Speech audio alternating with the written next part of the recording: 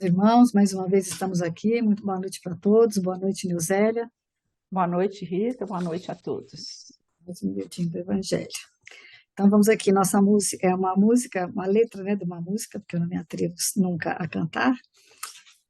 Senhor, a música é o autor é o Eduardo Barreto. Chama Senhor, que queres que eu faça? Eu quero ver o sol brilhar e a luz vencer a escuridão. A porta abrir e o amor brotar em flor em cada coração. A vida transpirando plena em formas naturais, e os homens cada vez mais perto de seus ideais. Eu quero a paz em cada olhar, um riso aberto a oferecer, a minha mão e a tua mão edificando a comunhão. E quando olhar, então, a tez da vida, eu possa ver mais brilho e menos fome, e mais ventura em cada ser. Urge saber como posso servir, retirar as pedras do caminho. Senhor, que queres que eu faça, além de me banhar nas águas da transformação? Que queres que eu faça do amor que quer romper as portas do meu coração, sonhando que possa varrer do mundo a face escura da opressão? Forte ali, né? É isso, né, que a gente tem, que a gente, enquanto discípulo, que acho que é hoje que a gente vai aprender, né, qual é o nosso papel, né, dentro da criação, né, e da renovação do mundo todo, né. Então, nós vamos agradecer mais uma vez, né, esse momento aqui de estarmos aqui reunidos em nome de Jesus para o estudo do miudinho do Evangelho, que tem tanto nos ensinado nesses dias, a todos os dias e horas. Que os amigos espirituais do Centro Espírita Francisco de Assis, os nossos mentores, possam estar mais uma vez conosco, para que possamos ter um estudo proveitoso, para que as pessoas possam ter esse entendimento e que cada vez mais possamos fazer do nosso planeta um planeta de fato regenerado. Que Jesus nos abençoe e nos envolva todos os dias e horas com o seu abraço fraterno. Graças a Deus. Sim, seja. Seja, né? Você vai me ajudar porque o prólogo dele é muito grande, de vez em quando você me corta, porque senão eu começo a falar, eu já percebi quando eu vou assistindo, assim, de Pode repente eu ficar à falo, vontade, não fica brava e com você você, não. fica assim quietinha ali, né? Você fica quietinha escutando, eu falei, gente, Elisa tem Você muita fala paciência. tão bem, eu gosto de Você tem muita escutar. paciência comigo, né, Zé? Eu sou muito faladeira, meu Deus. Então, nós estamos mais uma vez em torno do livro de Mateus, né? Nós estamos no capítulo 14, na passagem dos pães e peixes, que é muito conhecida por todos, né? Como o Aloysio sempre diz, e ela é tão importante, é tão que ela é comum e ela aparece em todos os evangelhos, né? De Lucas, de Marcos, de João e esse de Mateus que a gente está estudando. O que demonstra, né, que ela realmente marcou para eles, porque não é comum que essas passagens todas, que a mesma passagem esteja nos quatro evangelhos. E a gente vai falar, vai seguir falando, né, de qual que é a responsabilidade, o compromisso do discípulo do evangelho como referência, né, como exemplo na distribuição desses bens divinos, né? Que esses bens podem ser os bens espirituais, né, como a palavra sagrada, como também podem ser a partilha de bens materiais. Então, tanto para a gente dividir essas bênçãos que a gente recebe, né, que tudo é divino, né, a matéria é divina, o ensinamento é divino, tudo vem de Deus. Então, acho que é tão importante a gente perceber isso e que você não pode guardar para si mesmo. Até livro, né? Eu fiquei pensando em livro. Tem gente que acumula livro, acumula cultura. Ah, eu tenho 1000 livros em casa. Então, e aí, às vezes, tem alguém que não tem nenhum. Então, você não pode partilhar um pouco seu conhecimento, né? Desde que, às vezes, você vai emprestar, o cara não vai. Eu acho tão bonito esses projetos que o pessoal deixa livro nas calçadas, nas praças, né? Tem um projeto que eles colocam o livro, deixam lá e falam, olha, você lê, depois você deixa em algum lugar.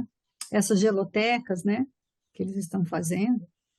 O povo, às vezes, não cuida, deixa aberto, ou sei lá, porque talvez também porque se uma geladeira já esteja mais velho, mas é uma forma de disseminar a cultura, né? De partilhar esse pão, né?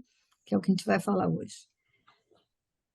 Então, Eu achei muito interessante nessa passagem, quando ele fala nessa introdução aí também, é que o milagre da multiplicação, isso me tocou demais. Acontece todos os dias, todos os momentos, só que a gente não percebe, né? Certo. Porque o tempo todo está tendo multiplicação aí desses recursos divinos. O recurso divino para nós, ele vem em abundância mesmo. Então, quanto que tem de coisa boa multiplicada aí para nós, para nosso dia a dia, né? Na vida cotidiana, e a gente não consegue ter esse olhar de perceber essa multiplicação, né? E o Que em quanto a tudo na gente tem natureza que ter, existe, né? o quanto que a gente tem que ter essa questão do discípulo, né? Porque Jesus, na realidade, ele multiplica, mas ele entrega aos discípulos. Então, assim, o quanto de recursos chega até nós, para que a gente também seja um multiplicador, né? É muito E bonito ainda que a isso. gente não tenha esse poder de multiplicar, que até tem também, né? Em determinados sentidos a gente tem, que a gente saiba distribuir para quem realmente precisa. E é tão complicado isso, né? Porque às vezes você acaba privilegiando alguns por interesse. Até o exemplo que ele dá mesmo depois, mais para frente, que a gente vai ver, é bonito, mas tem um interesse por trás. Né? Eu achei lindo, né? Depois a gente vai ver. Né? Então, ele vai falar o seguinte, que a natureza é pródiga, ela é generosa, né? E tudo se multiplica. Um grão, né? Ele fala do milho. Se você planta um grão de milho, esse grão de milho vai dar um pé, cada pé tem quatro, né? Em geral quatro, às vezes até mais que hoje em dia, com essa tecnologia, eu acho que chega a mais espigas, e cada espiga tem de 500 a 800 grãozinhos de milho. Então, olha, se isso não é um milagre, né? Só que não é um milagre. A gente sabe que não existe. É natural que aconteça, né? Aí, assim, o milho, a soja, o arroz, feijão, a galinha, né? Uma galinha veio de um ovo. Mas aí, dentro do processo de criação dela, quantos ovinhos tem dentro de uma galinha? Eu fiquei visualizando isso, achei tão lindo. Porque eu já criei galinha, já criamos galinha, né? E tem aquela questão, mas ela também tem um limite de produção dela. Eu achei interessante pensar nisso. Porque uma galinha, até uma certa idade, ela produz os ovinhos que ela vai colocar. Tem um determinado momento que ela para. Aí ela só põe, sabe? Que também tem uma simbologia nisso, que é a finitude das coisas também. Então tem um momento que ela para de pôr ovos, porque aqueles ovos, inclusive se você não tratar dela direito na infância, quando ela é pintinho, a pintainha ainda, ela tem a ração certa para dar para ela, para que ela passe por esse processo de produção de forma eficiente, para que ela produza naquele momento todos os ovinhos, né, todos os ovos que vão, tudo aquilo que vai ser ovo um dia. Porque quando ela atinge um determinado momento, não tem mais. Ela não produz mais, aí ela só vai para ovos. Entendeu? Então, olha como é importante você cuidar também, porque você também vai fazer parte desse processo de multiplicação. O próprio milho tem a hora certa de plantar, tem o adubo certo para colocar, É entregue a todos nós, né? Mas e é aí, qual que é entrega, a nossa entendeu? parcela, né? Né? E aí depois vai se perder quando? Né? Na colheita perde um pouco, né? Alguma coisa, né? Nós temos, por exemplo, na questão dos ovos, né? Nós temos uma pessoa aqui que ela tem uma granja e os ovos que ela não consegue Comercializar. comercializar, alguma coisa, ela manda para nós. E a gente aproveita um ovinho quebrado, um ovinho que não tem um padrão.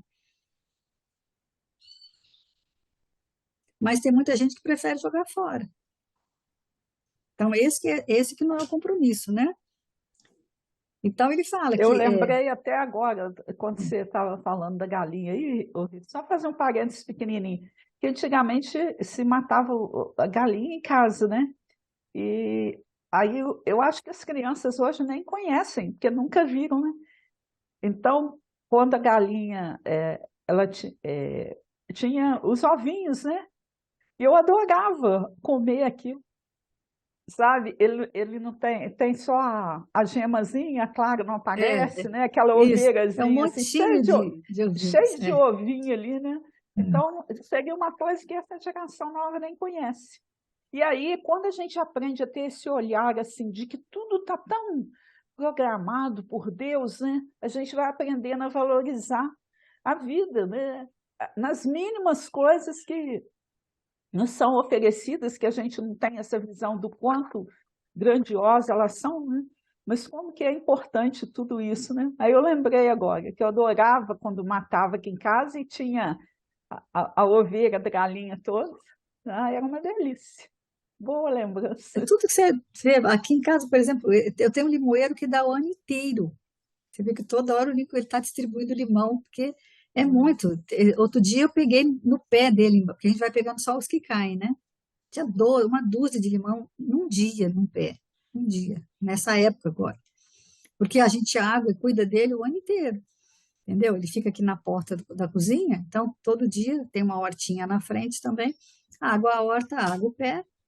Então ele tem água todos os dias. E aí ele dá limão o ano inteiro. É difícil uma época que ele não dê limão.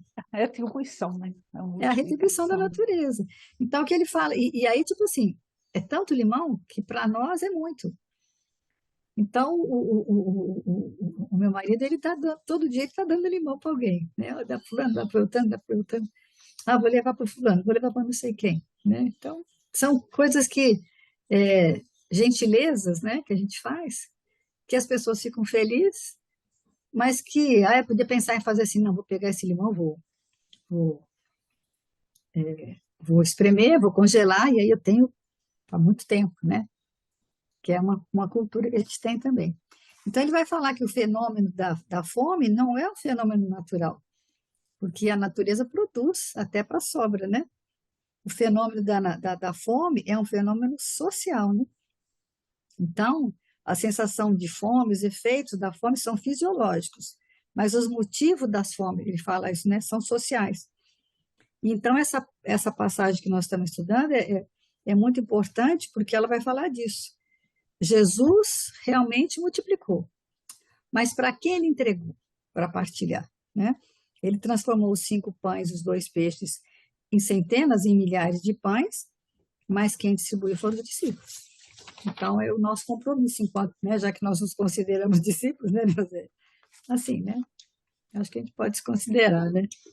Essa Então, distribuição, a forma dela, né, de ser assim, porque talvez se fosse deixado lá para a multidão, uns iam comer demais, ia a multidão não tem desperdiçar, essa né? disciplina, né? Não tem essa disciplina. Então, realmente, ele entrega ao discípulo, por quê? Porque o discípulo já tem, né, a forma equilibrada, prudente, ponderada. Tanto que o que aconteceu? Quando ele entrega aos discípulos e os discípulos distribuem, todo mundo ficou, as pessoas, né, ficaram saciadas, mas houve o quê? A sobra.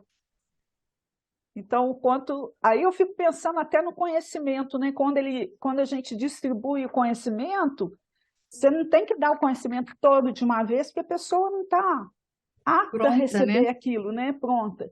E aí você vai soltando, né, as coisas devagarinho, explicando devagar, que aí a própria pessoa vai ter condição de assimilar.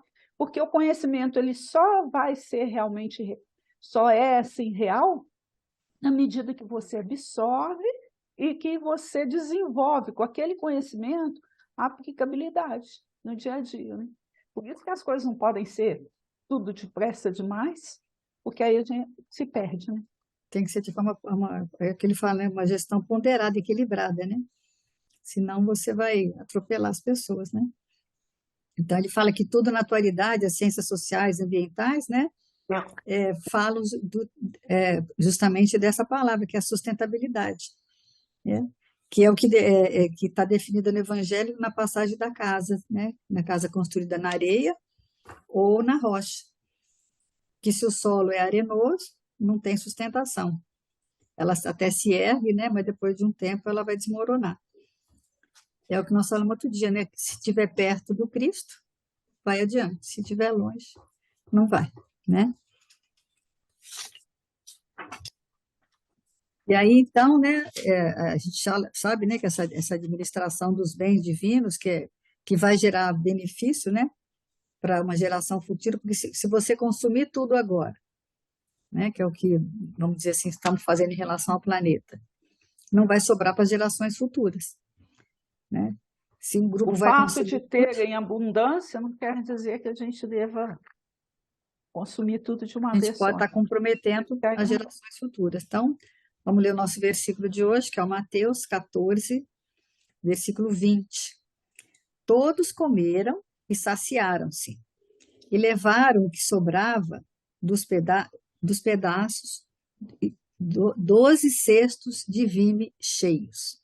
Quer dizer, depois que eles distribuíram, né, não deram à vontade, mas deram para as pessoas, provavelmente distribuíram assim, de acordo, né, com as necessidades, vamos dizer, que critério que eles usaram a gente não sabe, mas pela família, pela quantidade de pessoas, pela idade, pelo peso, não sei.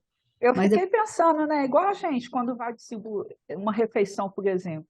Se você vai servir um prato de um adulto, é de um jeito, né? De uma criança tem que ser de outro. é, Como houve a sobra, a gente deduz o quê?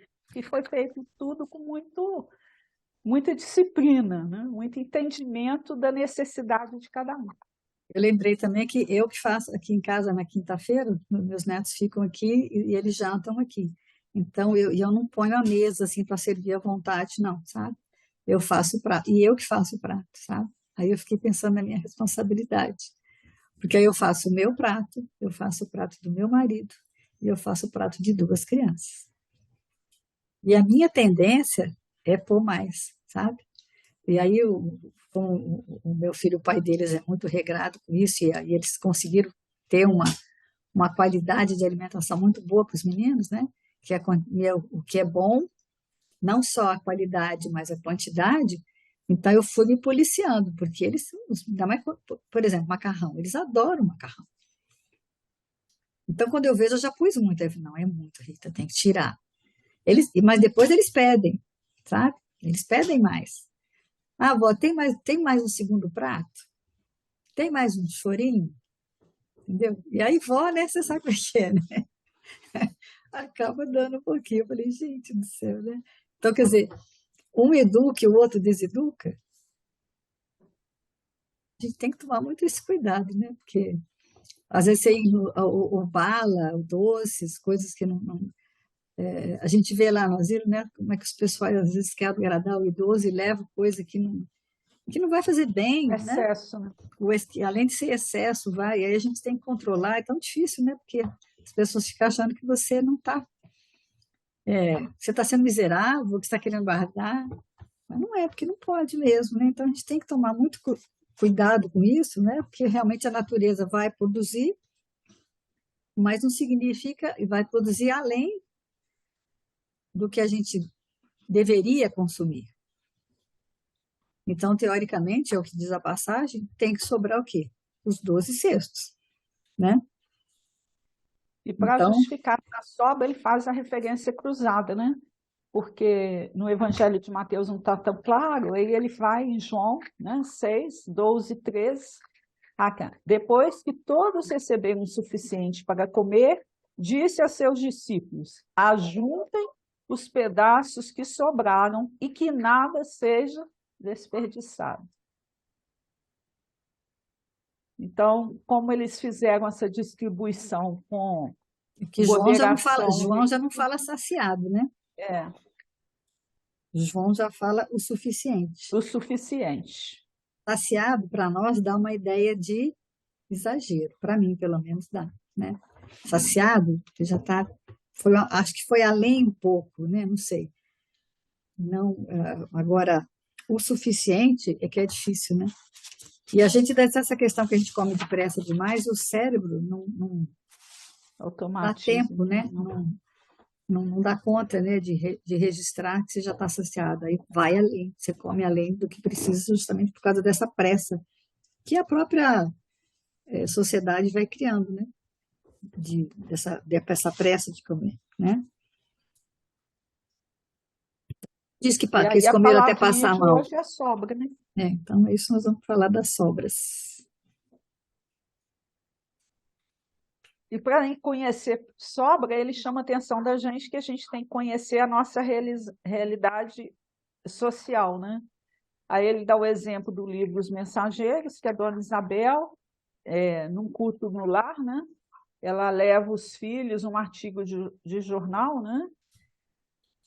E a partir daí ela faz o culto em cima de um fato real, que ela traz o ensinamento do Cristo para aquela situação assim. E aí ele explica que aí a gente tem que fazer justamente isso para entender bem o versículo, é uma análise, né, da nossa realidade socioeconômica.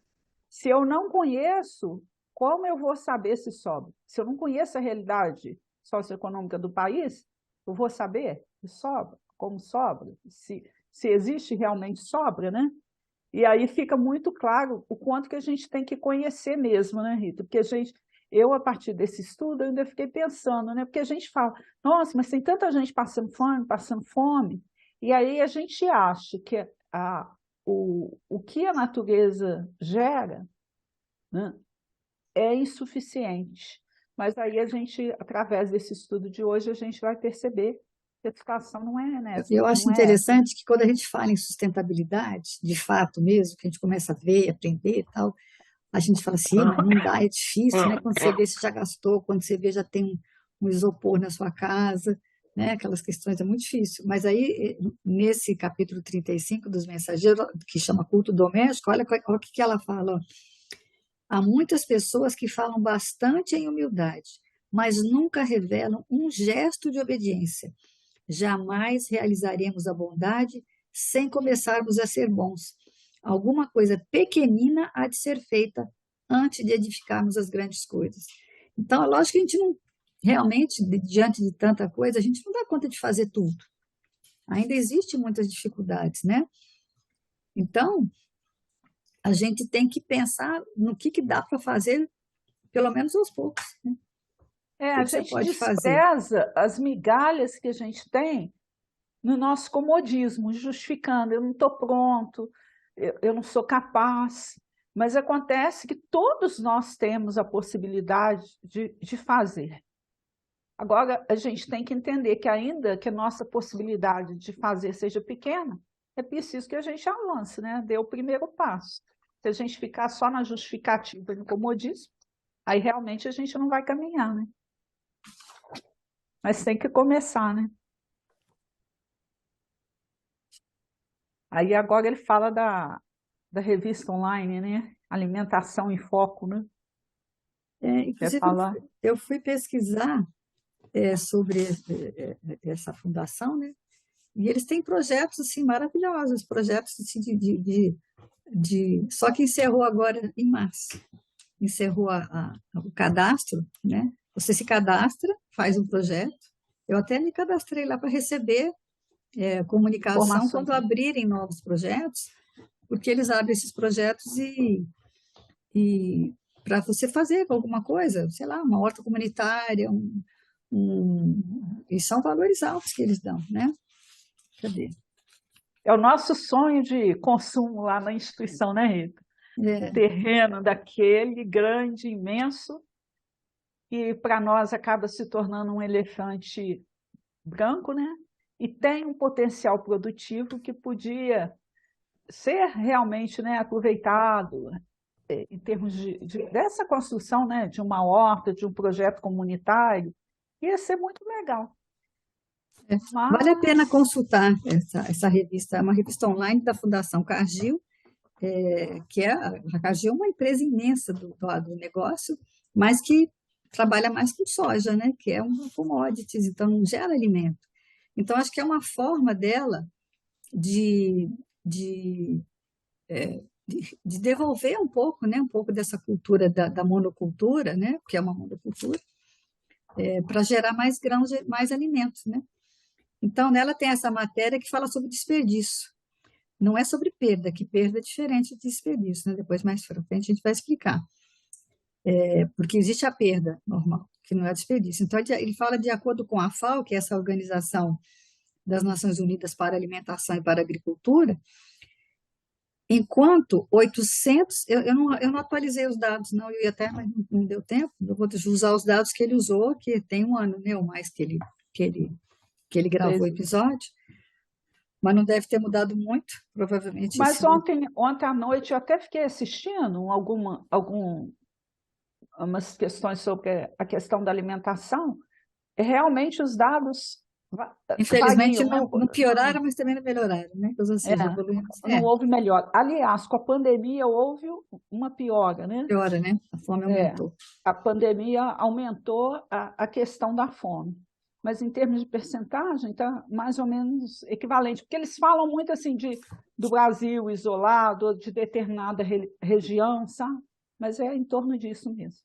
Mas a revista fala que enquanto 821 milhões passam fome no mundo, 1/3 dos alimentos produzidos são desperdiçados diariamente.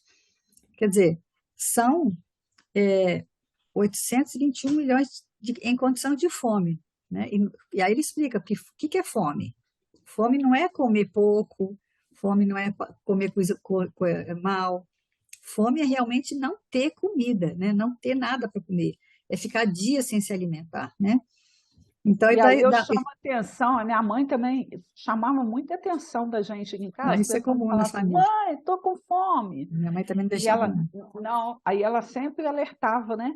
E o quanto que os pais hoje devem fazer isso, né? Porque a criança se manifesta assim, fala, fome. Gente, mas não é. A fome é realmente... Minha mãe dizia assim, você não está com fome, você está com vontade de comer, que fome você não sabe o que é, porque você nunca passou fome, né? Mas existem muitas pessoas passando. Então ele fala assim, a mesma coisa, vamos dizer, aí ele dá o exemplo, né? Vamos dizer que você plantou um pé de milho, aí como se a condição não foi muito boa tal, deu só 3 pés.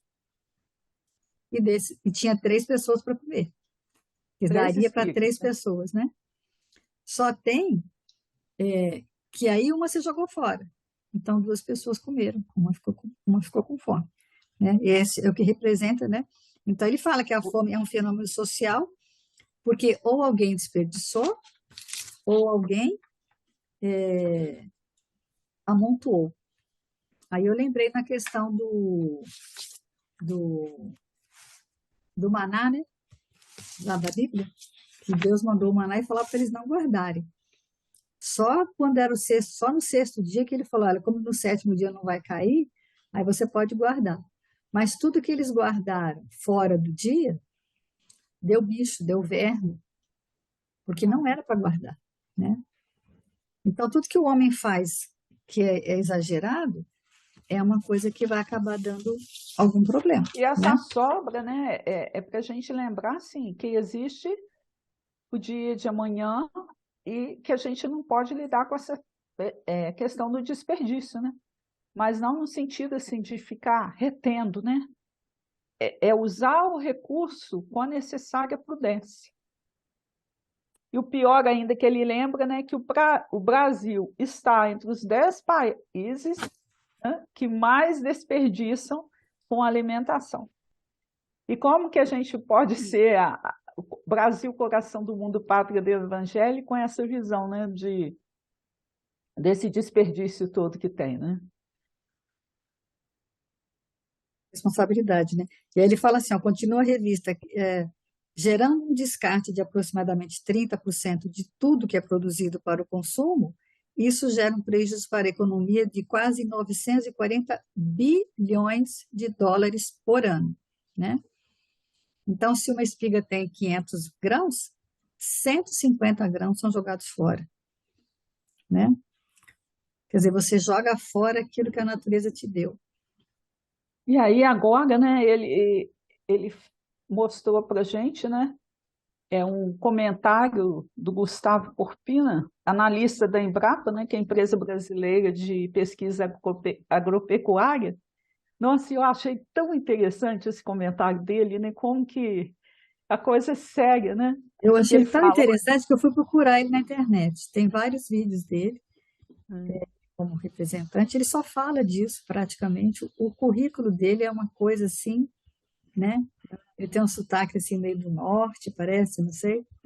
Mas, assim, uma pessoa assim, interessantíssima, né? Porque ele só fala disso mesmo, o assunto dele, Envolvida mesmo, né, com essa essa questão. situação, né, com essa questão social. O Como se- Brasil é um...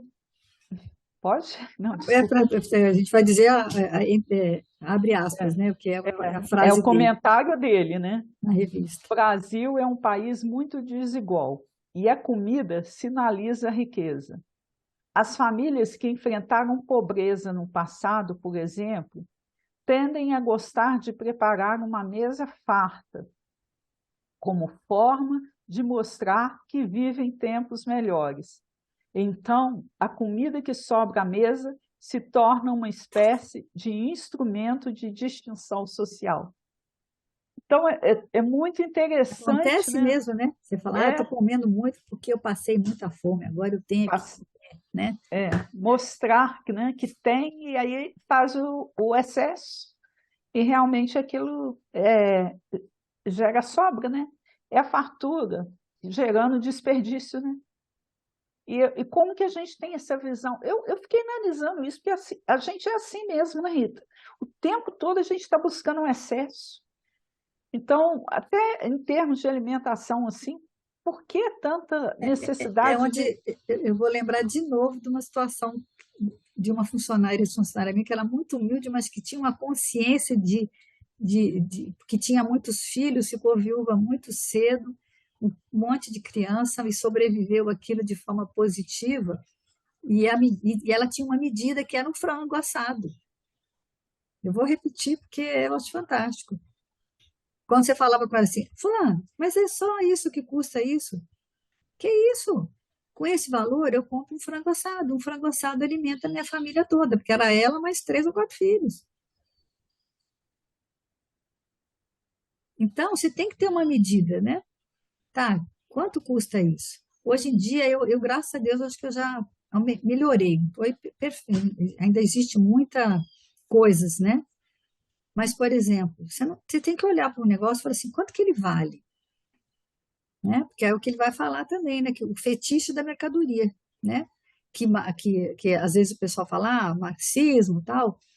Existem coisas radicais na proposta, mas existem coisas boas em todas as propostas. Dentro de você usar um limite, de você usar o equilíbrio, toda proposta tem um bom sentido. Então, nesse caso, né, o Marx colocou, né, por exemplo, um produto tem um valor. Eu penso muito em pizza nisso, sabe? Porque a massa é muito barata, sabe? Farinha, fazer um pão é muito barato, gente. É farinha e água, um pouquinho de azeite, nem ovo vai. Então, você faz a massa. Então, ela tinha que ser barata, mas se você pegar e for lá num restaurante, não sei aonde, ela vai custar um absurdo, mas ela teve o mesmo custo. Você pode agregar algum valor? Sim, o cara paga um aluguel, ele mora numa cidade maior, paga um aluguel alto, o funcionário recebe mais, mas tem um limite para isso, entendeu? Então, você não pode sentar num restaurante e, sei lá, comer, pagar R$ 500 por pessoa. Quem dá conta de comer R$ 500? Como que é igual tem lá, não sei aonde, um café com ouro, não é? Lá em Dubai, que tem um café com ouro. Meu Deus, né? Como é que você pode ter consciência tranquila de consumir uma coisa dessa e lembrar que tem gente passando esses 821 milhões de pessoas passando fome no mundo inteiro. O que representa isso? Então é duro, é difícil de ouvir, mas é uma realidade, né? Então, se você colocar todo o custo envolvido num produto, e ele pode, né, ele fala do sanduíche, né? Ele custa 5, aí vai vender por 10. Mas se aparecer o Neymar ou alguém comendo ele na internet, ele passa a valer o dobro. E aí vai. E é assim que Dobro? vai agregando valor, né? Dobra Põe muito, mas dobro, põe dobro nisso, né? põe dobro nisso. É. Aí as pessoas querem ter o celular do fulano, né? Porque hoje em dia não precisa. É interessante que antigamente tem a cara do ser, melhor você ser do que ter. mas hoje em dia parecer já é suficiente para eles. Eu pareço ter porque eu tenho alguma coisa que o Neymar tem ou parecida, eu pareço com ele. E aí já é suficiente. Isso é muito complicado, né? Porque dá uma ilusão na vida da pessoa, né? Aí ele dá o exemplo até do Zeca Pagodinho, né? Com a questão do bacalhau, né? Nunca vi, não comi, só ouço falar. Mas a questão não é o bacalhau, né? É É por quando isso que uma eles tiram a cabeça, criança, né? é, é quando a criança fala isso no arroz com feijão, né? Eu nunca vi, não comi, só Só ouço ouvi-los falar. falar. Aí é triste, muito triste. É triste você imaginar que os alimentos mais desperdiçados pelos brasileiros são O arroz, arroz. 2%, né? Que aí ele fala, e é verdade. O que é o arroz para nós hoje? É o pão da Palestina. Todo mundo come arroz todo dia. A gente até já condena o pão, né? Porque o pão tem glúten, não sei o quê e tal. Então, mas o arroz é um alimento diário. E a gente desperdiça 22%, a carne 20%, feijão 16% e o frango 15%. As hortaliças e frutas 5%. Mas por que é pouco? Não é pouco, né? 4% ainda é muito. Mas é porque muitas pessoas não têm esse hábito, né, de comer Comer frutas e frutas e legumes, hortaliças. né, e hortaliças, né? E aí eu li esses dias também uma reportagem que fala o seguinte, que o consumo de feijão diminuiu muito, sabe por quê? Porque as pessoas têm preguiça de cozinhar, que dá trabalho. Porque agora também tem aquela história que feijão tem que ser colocado de molho, né? Aí se demora de 6 a 12 horas para colocar ele de molho, porque você tem que desperdiçar a primeira água para tirar a toxina, né? Para não dar gases. Aí você vai vai cozinhar, vai pôr na panela de pressão, depois você vai ter que temperar. Então dá um trabalho que as pessoas não querem ter. Ela quer um produto pronto, que ela joga na airfry, e daria 2 minutos, 10 minutos está pronto. Então ela quer um alimento que demora 12 horas para ser, mais de 12 horas para ser preparado. É igual o pão, né? O pão italiano demora 3 dias para fazer a fermentação, né? A fermentação lenta que a gente chama. Então ninguém quer o trabalho, né? A pessoa quer a facilidade, né? E aí ele fala dessa Essa pesquisa, né, da pesquisa, né? FAO. Vamos falar. Pode continuar. Não, é uma pesquisa da FAO, né? Que é uma. Esqueci o nome, o que significa a FAO, acho que eu não anotei aqui, não. Mas é uma organização que faz pesquisas na área da alimentação também. Ela, ela não é baseada na produção de alimento, mas sim no Organização consumo. das Nações Unidas Para para a alimentação, que a gente Alimentação. já falou, né? Então, só que é interessante que não é na produção que foi perdido, é no consumo. Que essa pesquisa foi feita junto com famílias, né? Com Na, lares familiares, onde as pessoas anotaram, pesaram de fato. Ah, eu comprei tantos quilos de carne e tanto foi para o lixo. Então, essa é o cotidiano, ela analisou o cotidiano das famílias, pesando esse alimento que foi descartado.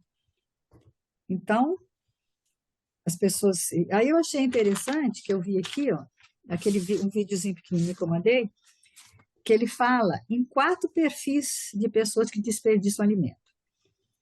Tem aquele que desperdiça, o desperdiçador de sobras, que ele tem preconceito com a comida do dia anterior. E aí ele prefere jogar fora do que comer. Não, arroz dormido eu não quero, não. Joga fora. O cozinheiro abundante, isso sou eu também. Que a casa acaba que eu acho que você não tem um perfil só, não, sabe? Eu acho que acaba você tendo todos. você vai misturando. Em O algumas cozinheiro coisas, você vai. abundante, que adota a cultura do que é melhor sobrar do que faltar. E a gente tem isso, né? A gente gosta que sobre um pouquinho para poder falar assim, não, então deu, todo mundo ficou satisfeito, né? Porque sobrou um pouco, né? Mas eu tinha uma amiga que falava assim, é bom que falta, porque dá um gostinho de quero mais, né?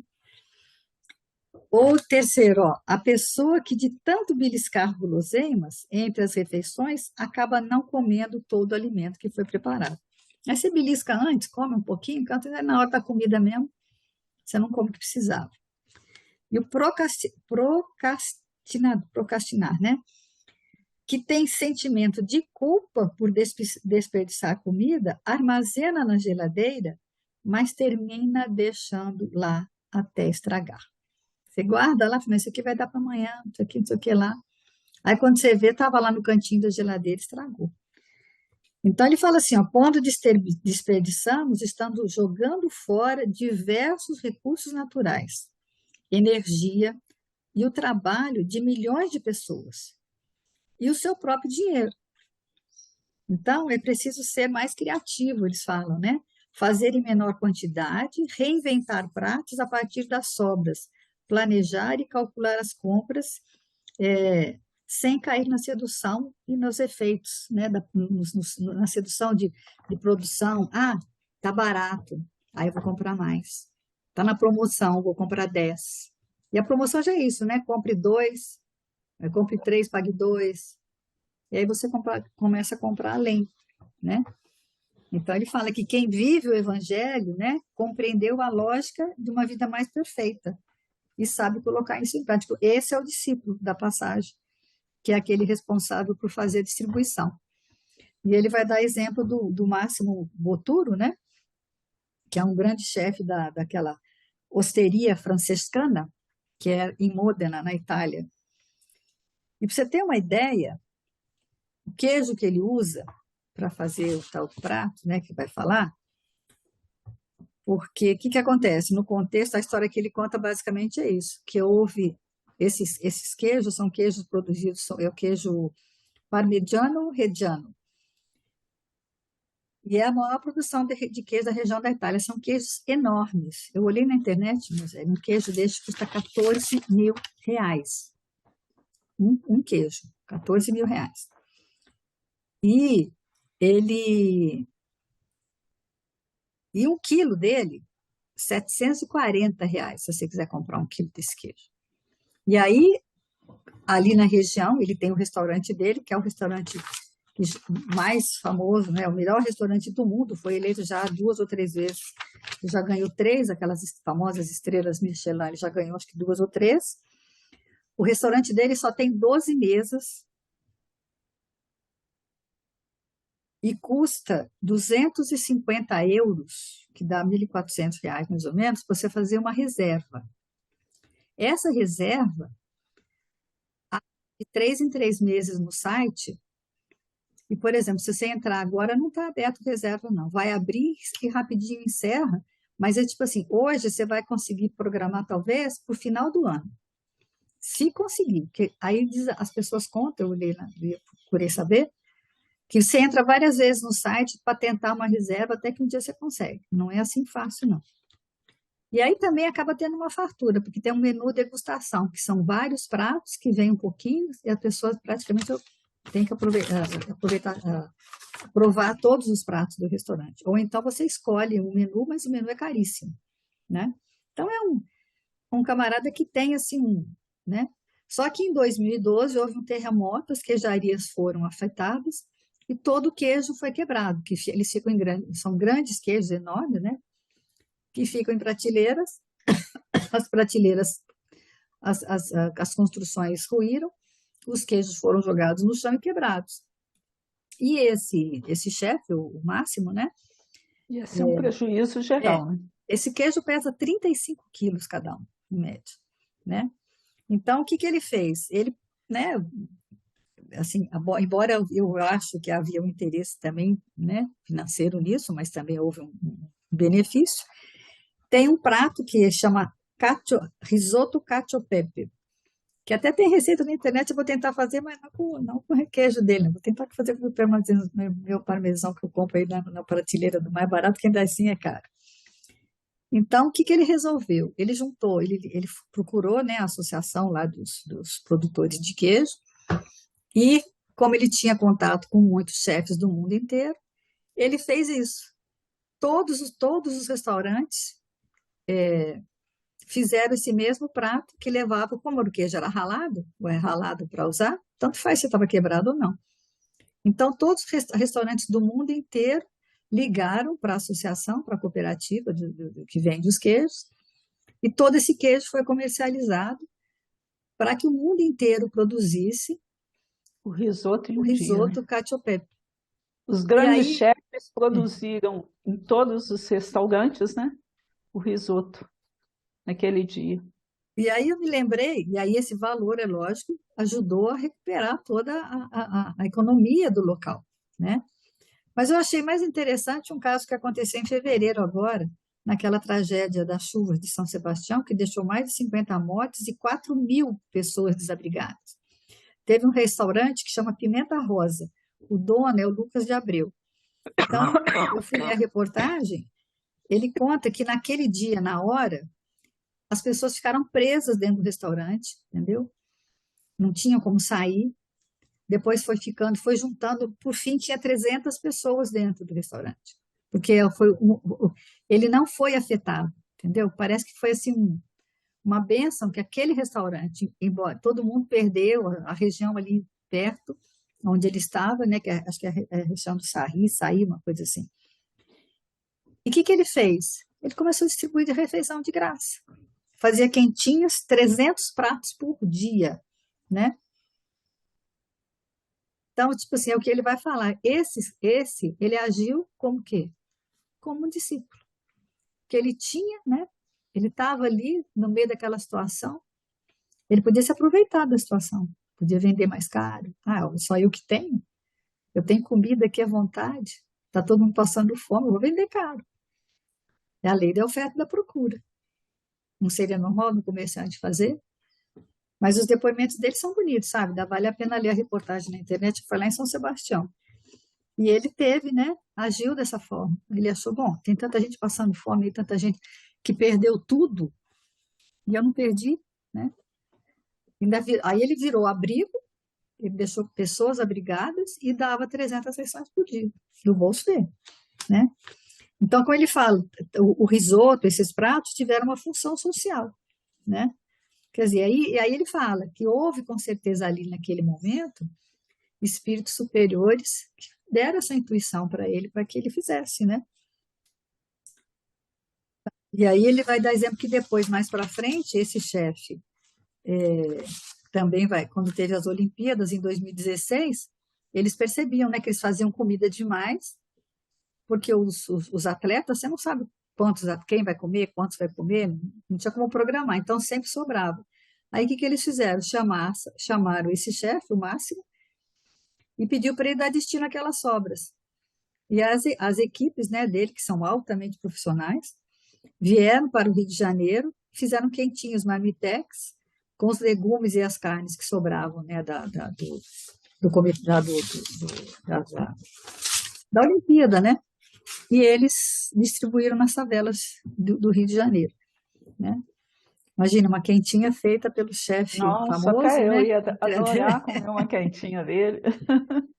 E aí, né, eu, graças a Deus, acho que isso não ocorre na nossa casa, né? Que ele vai dar exemplo da sopa fraterna, né? Lá no centro que a gente distribui não sobra nada, né? Tudo que sobra, a gente tem umas latinhas, o pessoal leva, e eles levam uma alegria, né? Porque levam para janta. Então, acho que essa questão de usar, né, o evangelho, né? Para poder você fazer essa distribuição e ter essa questão, né? Você não pode fazer 20 litros de sopa e jogar 10 no lixo, né? Mas no nosso chá, por exemplo, teve ano de acontecer. Muito Nossa, aquela desperdício. do chá me incomodou muito. Então, a partir do ano que teve muito desperdício, nós passamos a colocar todo ano, todo mês, todo ano, no texto de abertura que a gente colocava, olha, que se houvessem sobras, que fossem as sobras na mesa, que não fossem sobras no prato, para que o que sobrasse pudesse ser distribuído, né, para as pessoas, para a creche, para o asilo, né, que fossem produtos. Então, depois disso, depois que a gente colocou, melhorou muito. Eu acho que já não teve tanto desperdício, não. Mas houve ano de ter muito, sim. Aquilo era uma coisa que incomodava muita gente. Então, aí ele vai falar do Evangelho, E capítulo aquilo, né, que 25. cada um de nós possa fazer. Eu fiquei analisando, né? Olha para a sua geladeira. O que você está fazendo em excesso? E quando ele fala a questão da roupa, da comida, não é só a comida, é o desperdício que a gente usa em tudo. A gente não precisa de tanto. Viver mais na simplicidade, né? Isso tudo é fundamental que a gente vá adquirir nesses hábitos, né? Ter esse cuidado. Quando você falou assim do arroz, eu falei assim, não, eu não, né? Das características de cada um. Aí eu falei assim, eu tenho uma coisa assim que está errado. É a questão do café. Aí eu sempre faço café e falo assim, não, mas pode ser que o Jorge tome mais, ou, entendeu? Surge alguém para eu tomar um café. Mas se surgir, vai lá e faz de novo, porque é uma Então, coisa fácil tão fazer um simples, café. fazer um café. E eu não gosto de café frio, não tomo. E aí eu acabo, o restinho que fica, você joga fora. Então é muito Mas você sabe sério, a que gente tem mesmo que... de um dia para o outro, minha sogra fazia isso. A gente fazia café na loja todos os dias, né? Eu nunca vi ela jogar café fora. Ela, tipo assim, café de um dia para o outro, ela jogava água de novo, jogava pó nele, sabe? E fazia de novo aquilo, que ficou dentro da garrafa, tá conservado, entendeu? Ele bota de novo, porque a gente já fazia aquele café que, que mistura o pó mesmo, sabe? Na água, sabe? Ferve a água. Ela punha água, no final ela botava aquele café que sobrou, punha menos pó um pouco e refazia, o café ficava perfeito, não ficava, não precisa jogar na fora, não. Não joga. Não tem necessidade. Dá para se reaproveitar também. Tem muita forma de aproveitar, né? Você tem que ser criativo, só isso. Aí você faz um bolinho de arroz, né? Você faz, aqui em casa, por exemplo, toda a carne que sobra, pode ser carne de porco, de boi, de frango, qualquer uma, qualquer restinho, vai guardando. Faz um croquete delicioso. E as crianças amam. Geralmente na quinta-feira eu faço, algumas quintas-feiras que eles vêm aqui, a gente faz croquete, que eles adoram. E é tudo com sobra de carne, entendeu? Porque sempre acaba sobrando alguma coisa, é muito difícil não sobrar, sempre né? sobra. Então vamos lá. Mas eu tenho me policiado, né? Então, na hora de ir no É o pouco a mercado, ter pouco, né? bastante critério, né? Porque a gente precisa fazer isso. É. E aí ele vai no Evangelho agora, que nós estamos quase, né, na hora. Olha. É o Buscar e Evangelho segundo achareis. o Espiritismo, né? Buscar e achareis o capítulo e o item 8. A terra produzirá o suficiente para alimentar a todos os seus habitantes quando os homens souberem administrar, segundo as leis de justiça, de caridade e de amor ao próximo, os bens que ela dá. Quando a fraternidade reinar entre os povos, como entre as províncias de um mesmo império, o momentâneo supérfluo de um suprirá a momentânea insuficiência do outro, e cada um terá o necessário. Olha como é que é sério, né? Então, quando a gente realmente aprender a utilizar a lei de justiça, amor e caridade, realmente ela produzirá, porque o erro não está na produção da terra, no recurso divino. Deus dá tudo. O erro está onde? Em nós, pelo abuso que a gente faz com as coisas divinas. É interessante que ele fala, né? Que você nunca viu um passarinho passando mal, né? Porque comeu demais. E aquele alimento, e aí ele fala também, ó, que tem alimento suficiente para todos os seres vivos, homens e animais. Mas quem tem a responsabilidade, né, é o responsável pela gestão, né, do critério dessa lei, é o homem. E ele Então, chama se tem atenção um pela animal lógica passando do fome ou um capital, homem passando fome, é a responsabilidade do homem. né? Que a lógica do capital é insana, né? E anticristã. Porque, igual a questão do leite, que a gente já viu que existiu, né? Que existe aí às vezes, o que que acontece? A cooperativa não está pagando o preço que eu preciso, né? Aí o que que você faz? Vai lá e joga fora. Então, é muito Graças a Deus tem sério. visto menos isso. Faz tempo que eu não vejo isso. Mas é grave, né?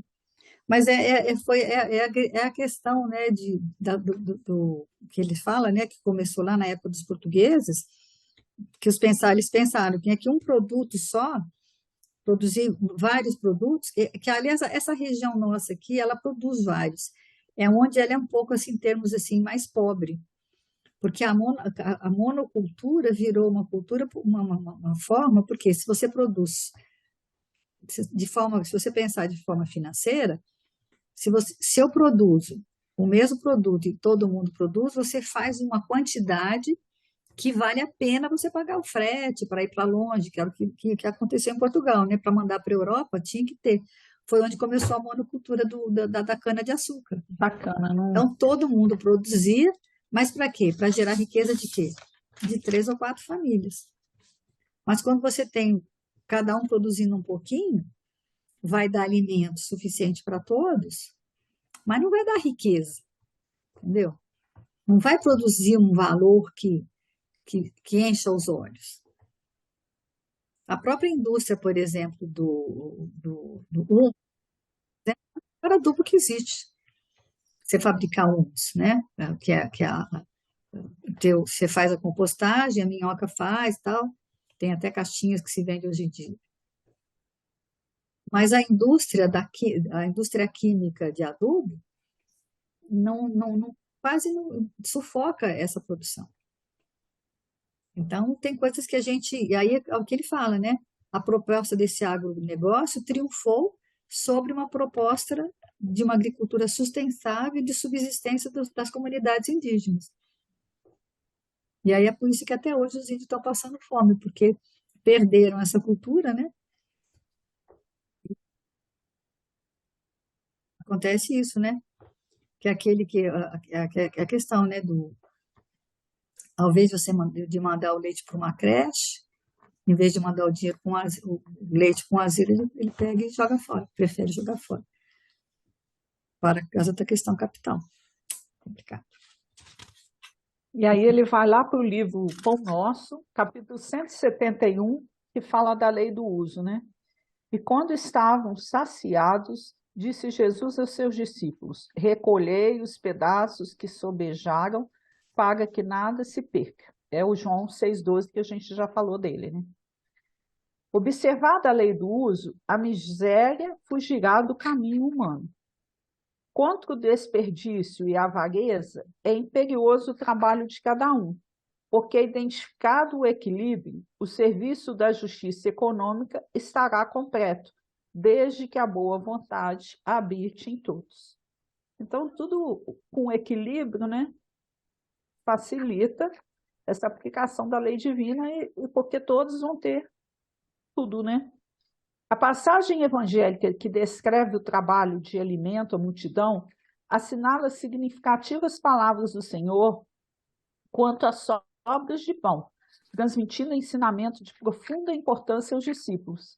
Geralmente, o aprendiz sincero, nos primeiros deslumbramentos da fé reveladora, deseja desfazer-se nas atividades de benemerência, sem base na harmonia geral. Então, o primeiro contato, né, Rita, a gente fica totalmente entusiasmado, né? Mas a questão não é tão simplista assim, né, gente?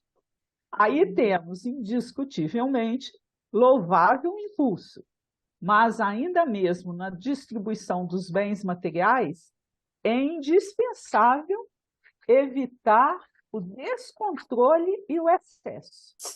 O pai não suprime o inverno porque algum dos seus filhos se queixam de frio, mas equilibra a situação dando-lhe cobertas.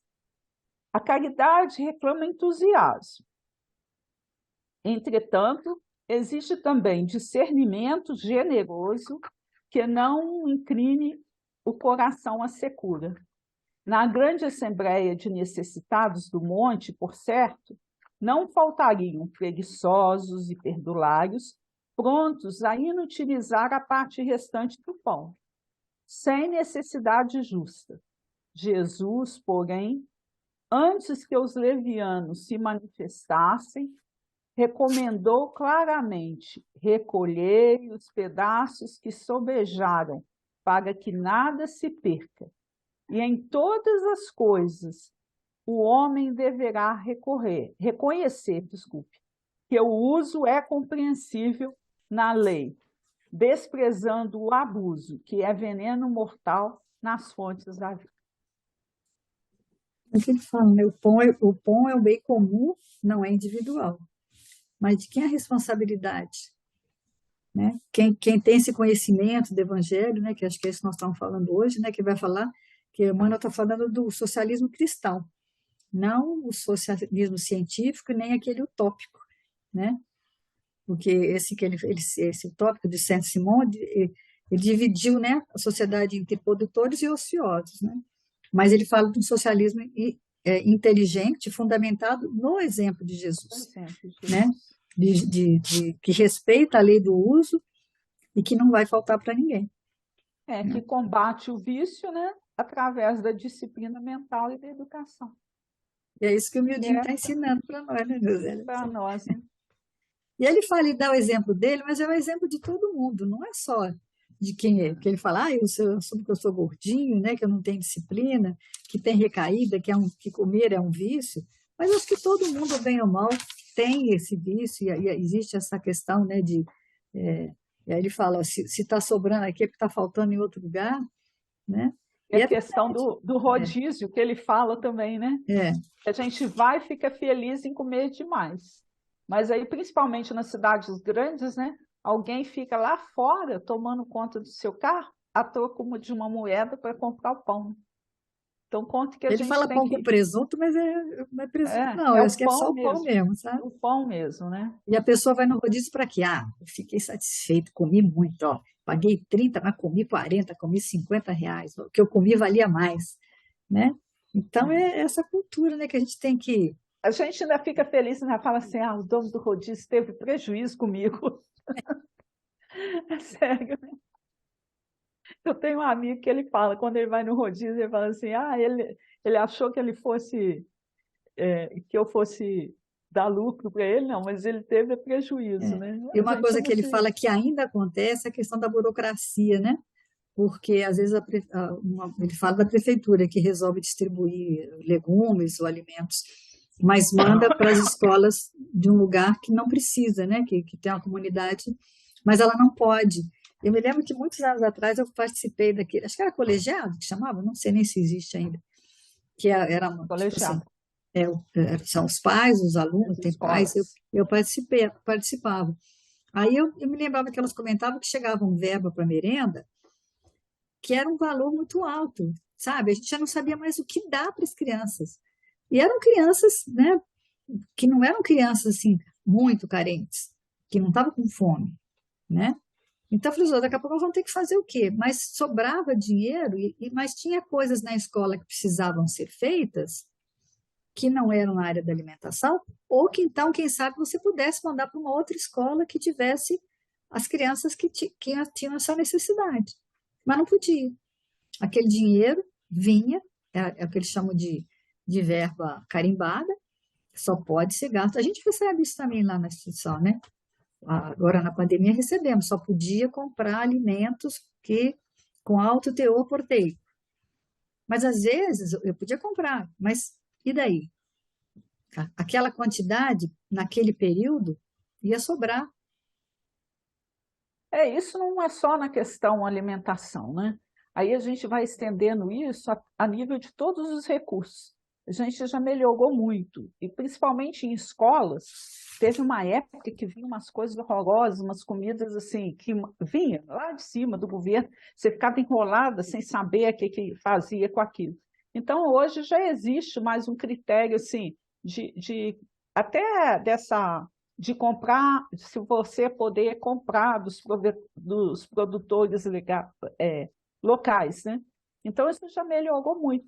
Mas, de maneira geral, ainda está muito, muito complexo. Falta esse entendimento maior dessa questão, né, desse socialismo cristão, porque é em todo setor. É no setor, por exemplo, as verbas que vêm para a saúde, é tudo... Às vezes, a população tem muita dificuldade de entender isso. Eu faço parte dos conselhos, porque às vezes vem um recurso lá de cima, você está precisando usar em outro setor, não tem essa abertura. Então, a gente tem que se educando. É igual que aconteceu, né, da gente né? ser o asilo é vinculado à assistência social e veio verba pela saúde, aí não pode repassar. Complicado, né? Então, tem muitas coisas ainda que precisam caminhar de forma diferente. Mas se a gente começar a aprender a fazer isso com a nossa própria vida, com o nosso mundo, aí Vai começando pequenininho que a gente vai, igual passarinho. Tá na é nossa hora, tá? verdade. Senão vai... Vou encerrar um poema da fraternidade também. A vida é sempre a iluminada escola. Compadece-te e ajuda no caminho. Por toda parte, a dor que desconsola, e toda a gente aguarda a leve esmola do sorriso, da prece e do carinho. Nem sempre vês quem chora e necessita. Há muita treva, muita sede e fome, escondidos debaixo de ouro e fita. E em tudo há muita máscara bonita, ocultando a miséria que consome. Quanta cabeça se ergue a luz dourada, na multidão festiva que fulgura, e a sós pende tristonha e desvairada, aturdida no horror da própria estrada, chorando de aflição e de amargura. Quanto sonho padece ao desabrigo, quanta mágoa contida vida fora, auxilia do príncipe ao mendigo. Não atrases o abraço, doce amigo, que o companheiro espera desde agora.